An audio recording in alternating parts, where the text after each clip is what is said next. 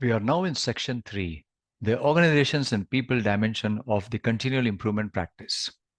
There will be 2 questions in the exam from this topic. The questions would be related to the role and the organization structure. And they will be a mix of Bloom's level 2 and Bloom's level 3 type of questions. So it's possible that one of them could be the BL2, the understanding type of question, and another one, BL3, the application type of question. There is one role in this practice, a specialist role for this practice, and there is a continual improvement manager or coordinator, as the organization might prefer to name it. We will also look at the team structure for this practice within an organization. We have to, first of all, acknowledge that the practice guides, not only this one, but other practices as well, they have specialist roles defined, but they do not describe the other practice manager roles such as the practice owner, practice lead, or practice coach. However, it is possible that the specialist roles within a practice may also perform the practice ownership role or a practice coach or a practice lead role. Also, the structure and naming of each role and the responsibilities can differ from one organization to another. And these ITIL specific specialist roles need not be mandatory or even recommended, because these roles are not job titles. Also, one person can take on multiple roles. For example, the same individual could be a continual improvement manager or coordinator and maybe take on another role of a risk manager. These roles are described in the context of processes and activities. ITIL 4 proposes 5 competency codes, which may be used to define job descriptions. And these are LACMT. This table is not part of the exam syllabus. However, it is useful to understand this table for your own benefit when you create roles and appoint people in those roles. L is for the leader, A is administrator, C is coordinator or communicator, M the methods and techniques expert, and T the technical expert, which means it's possible that certain roles may require mainly the leadership as the key competency, followed by communicator as the second competency needed, and maybe T technical expertise needed after that. However, in other roles, it's possible that the technical expertise might be the primary skill needed, followed by methods expert, followed by administrator. You can even put a fourth skill as well. Apart from administrator, they need to be some kind of a coordinator as well. And this is how you can use these 5 different codes to create your own competency code for a job or a role. Within this practice, the service provider may introduce a specialized role named the Continual Improvement Manager or a coordinator. What do? They are responsible for creating and administering one or more continual improvement registers and also oversee and implement processes that will drive the continual improvement within an organization, which means they are kind of overseeing this practice. Though they are not a practice owner per se, they are a continual improvement manager. We are going to delve into detail on the responsibilities of this role. They facilitate and promote a culture of improvement to enhance efficiency, productivity, and quality across various functions and departments.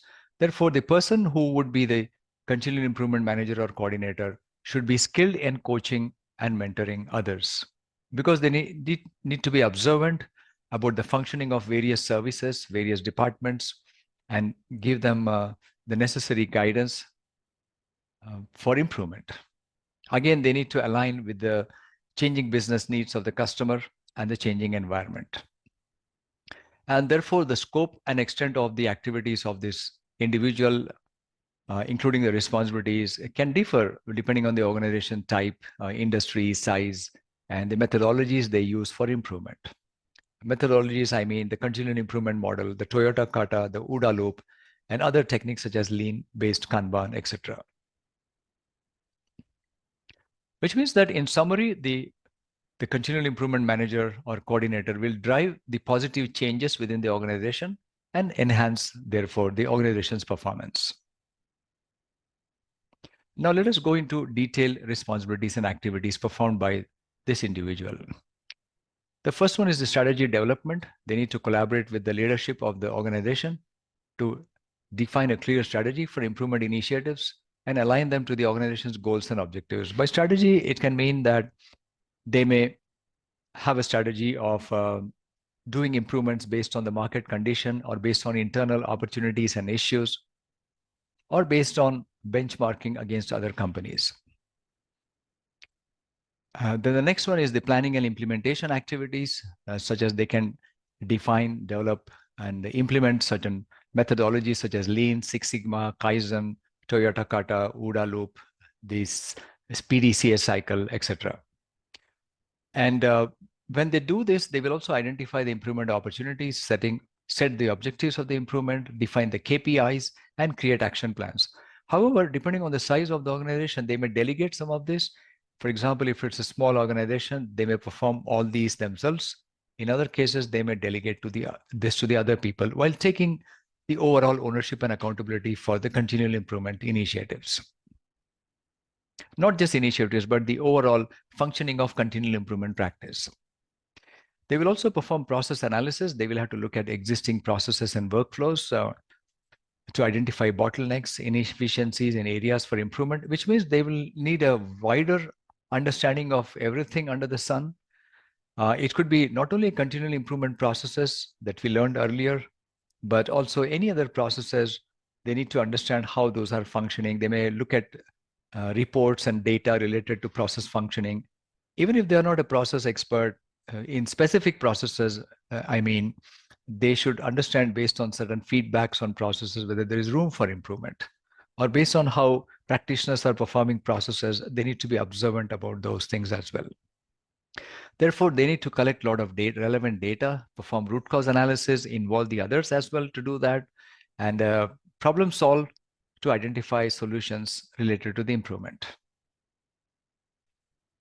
For example, there could be a weakness in the release management process where the release management approach is defined, or where the releases are not happening case to case in an effective manner, and they will set their eyes on fixing those areas. Again, it is not about fixing, because if you remember, I had mentioned earlier, continual improvement is not reactive, it is proactive. So even if things are working well, they need to be improved periodically by looking at data and other feedbacks and see what can be improved, even if there are no complaints.